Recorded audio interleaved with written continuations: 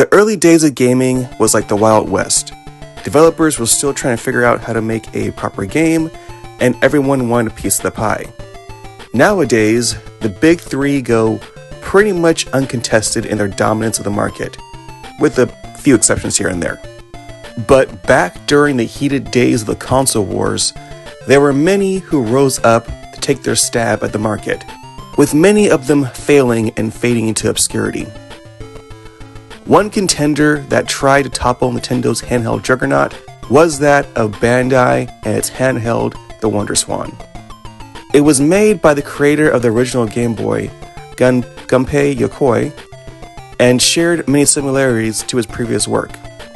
It was a black and white handheld system, but from what I could tell, had slightly better graphics. Though it never came out west, it seemed to be pretty popular in Japan.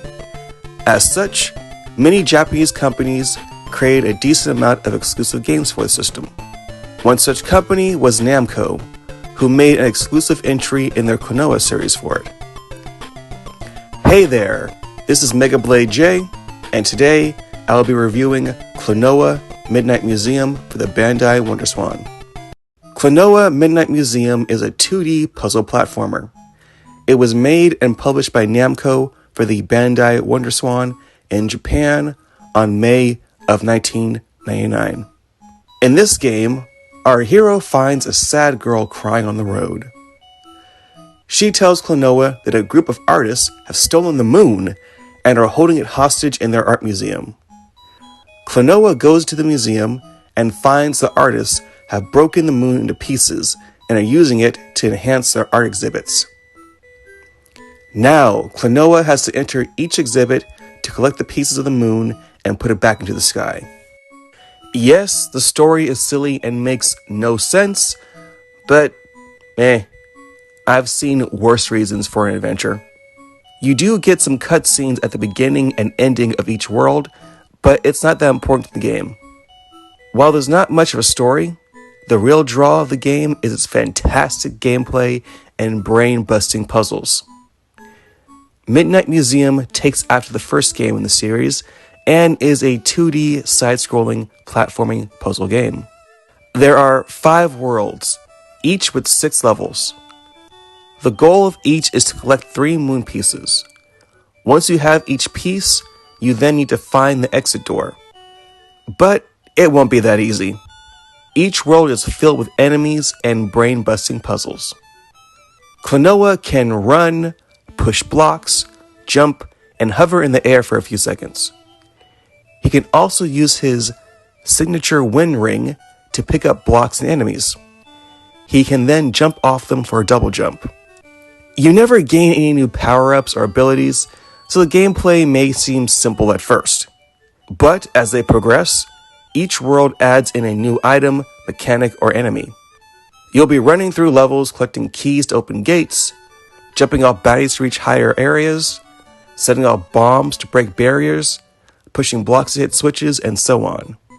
Mixing and matching these creates some truly mind-boggling puzzles, and I will admit, there were a few that made me stop and really think, or the solutions were really easy and I'm getting old and have poo brain. Besides the moon shards, there are 30 dream shards scattered throughout each level. Collecting all 180 in each world will unlock a gallery picture. They're not too hard to collect, and you should be able to get the bulk of them just by going through the world normally. When you beat the game and collect all the dream shards, you'll unlock a bonus world with 6 extra levels. These levels combine all the game's mechanics and can be a real challenge to beat. There are a few sections where you need to flip the system on its side.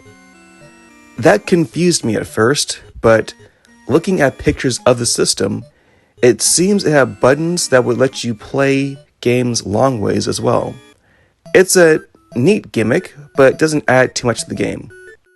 This is my first WonderSwan game, so I can't really compare the graphics to others on the system. But from what I've seen, it's very impressive. Backgrounds look nice and have some impressive detail. For example, one level has some what I believe to be called parallax scrolling, with the moon and some nice rippling water effects. I don't remember the Game Boy being able to do anything like this. It seems, as far as graphical power, the WonderSwan was in between the Game Boy and Game Boy Advance. The only real negatives would be the lack of bosses, music, and the game's length. The music wasn't bad, it sounded okay, it was just very repetitive and simple. Each world has its own track that was used for each of their 6 levels. So you'd hear the same track for all 6 levels on World 1. Like I said, what they had wasn't bad, but it would have been nice to get a little more variety in the music. To beat the game 100% took me about 6 hours. Now, to some, that may seem way too short, but for a game like this, I personally think that's a pretty decent length. I would rather have a game end on a high note than overstay its welcome. The game was never released out west, but there is an English fan translation online. If you want a physical copy, it's getting pretty expensive. I've seen copies from $70 for just the game to box versions going for almost $300. Overall, I really enjoyed Klonoa Midnight Museum. It took about 6 hours to beat, had good graphics, and fun brain-teasing puzzles. If you enjoy puzzle platformers or are a fan of the Klonoa games, I suggest giving it a try. This was my first WonderSwan game, and I gotta say, I'm very impressed with the system. The ability to play the game on its side was interesting, and I'm excited to see what other games were made for it. This has been Mega Blade J. Thanks to you all, I've reached over 980 subscribers. Almost to 1,000. Once again, thank you.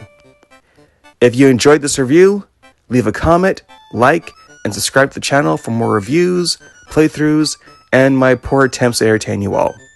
Thanks for watching, and I'll see you all next mission. Bye.